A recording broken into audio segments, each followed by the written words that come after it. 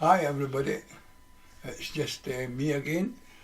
Just a couple of videos in the background of Bankhouse fishery. I was there yesterday, Wednesday, and I went primarily to try out this trial I'm running with Sidney Du Boff's old type flies for the 1980s, and the one I went to try was the wee yellow colour, and I managed to get out eventually to a little gem of a fishery at Caton near Monkram. It's easy to get to. It's only 2.5 acres but crisscrossed with tree-clad islands and walkways. This lends itself to having fishy looking bays and wee areas where you can fish towards rhododendron bushes that are right down to the edge of the water, etc. And it's roughly from 3 feet at the side to about 9 feet at the depths. But I came to try out the Sydney's wee yellow killer, and it's not my doing that name. I don't think it would be acceptable nowadays, but anyway, that's such as the woke culture. The fly tying video for the yellow killer will be on at the end of this podcast. We'll just stick it on the back end and you can tie it and get it into your box. It's well worth having. As I said, I managed a couple of fish with it. With the wee yellow colour, like 2 nice rainbows, so I'm quite pleased with that. And so the next time, the next move in this is the next fly I'm going to try. It's aptly named the peacock eye fly. So watch for that podcast and to see how that does. I'm going to Barnsfold on Sunday to the fishing, and I'll be trying this peacock-eyed fly there at Barnsfold. Barnsfold is one of my favourite fisheries and I know it pretty well, so I should know where to go to hopefully get the fly in front of some trout that in Barnsfold. So I'm hoping that this one works too. As I said, I'm quite happy with the little yellow killer, and you'll see the tying at the end of this podcast. And thanks for watching.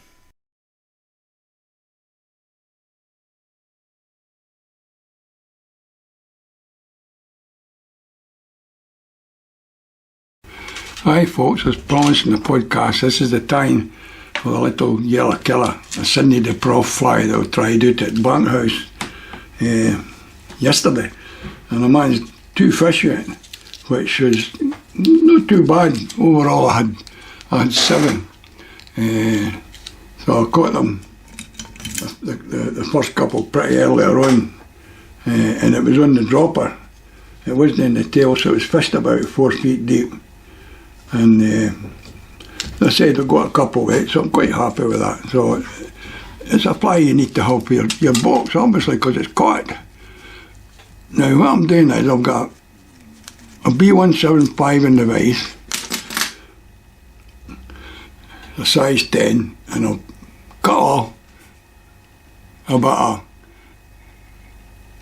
a yellow orange for the neck of a cock pheasant, one of the golden pheasants.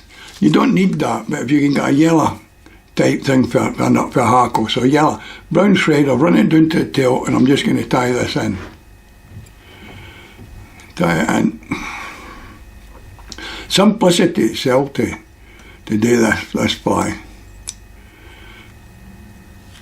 To there.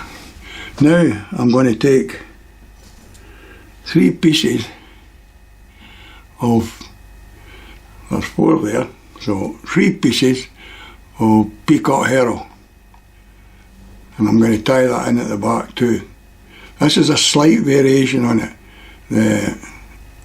The original tying had only the 3 pieces of herring, peacock herring at the tail, and this is a slight variation.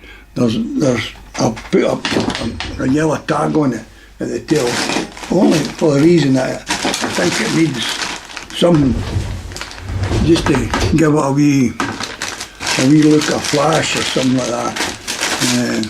I've just dropped a piece of, just need another piece. I don't like the pieces I had. I'm going to take another couple out of the bag, some ones that are a wee bit thicker. I took the ones for right up near the eye of the peacock herring. These are ones that I've bought in a bag of, these are dyed peacock herring. Now, more for the buck, same length as the yellow. Tie it in, and then fold it back and tie it in. And then run your thread up the body so you get a nice even body, because you're going to be putting some tinsel on here, right? Now, I'm using this stuff. I'm not afraid to say it. I got it from China, and it's good stuff. But silver tinsel or gold tinsel will work. The ones I had silver tinsel in them. But this one I'm tying with a rainbow tinsel that goes green and silver, golden. It flashes different colours depending on where the light hits it. So tie it in at the back and then run it up. Tie it off. Then start to turn your tinsel round the body.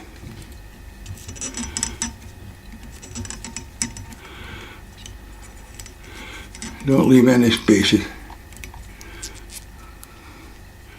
And once you've got up there,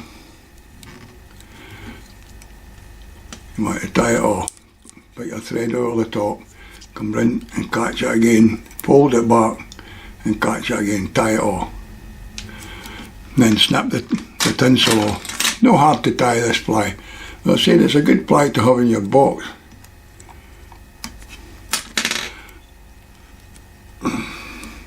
There's a wee gap there. Yeah, that'll do it. Another piece of yellow for the throat. A wee piece of yellow. Either from the golden pheasant's throat feathers, or a yellow piece of yellow that you've from a yellow hacker or something like that. You just turn it over. And you want to tie that in so it's roughly in line with the bend of the hook. Just make it sure it's positioned correctly before you tie it off. No, that's no good. You need to tie it off and do it again.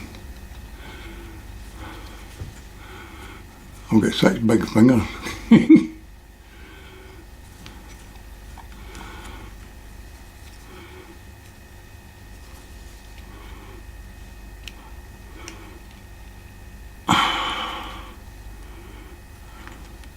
No, I missed it again.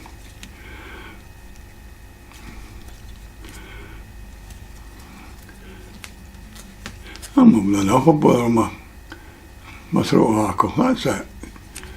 Tie it off.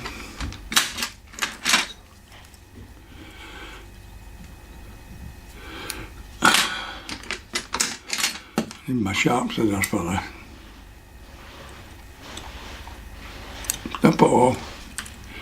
Turn it round, tidy up the head a wee bit, and then you're going to bring your three peacock herring over the top like a back, like a shell back. One in front to lock it off, and then snip it.